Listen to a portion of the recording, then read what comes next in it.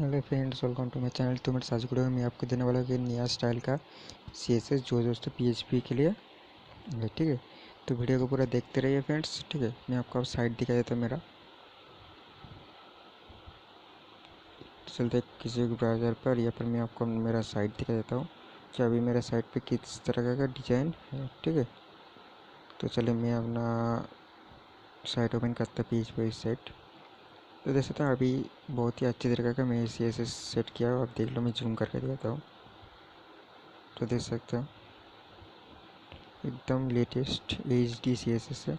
इस CSS का link आपको डिस्क्रिप्शन बॉक्स में मिल जाएगा। और अगर आपको जानना है कि कैसे इस तरह की CSS को अपने होस्टिंग के साथ कनेक्ट करें, तो उसके लिए मैंने पहले से एक वीडियो बना रखा है एक और नया CSS के साथ। आप चाहो तो वो भी वीडियो देख के सीख सकते हो कि कैसे आपको ये सेट करना। ठीक है, आप वो वीडियो को देख के आप सीख सकते हो कि कैसे आपको कुछ भी CSS को सेट करना है। ठीक है, तो इस CSS का लिंक आपको मिल जाएगा डिस्क्रिप्शन बॉक्स में, जाओ डाउनलोड करो और इस वेबसाइट के साथ सेट कर लो अपना जो भी पेज वेबसाइट है।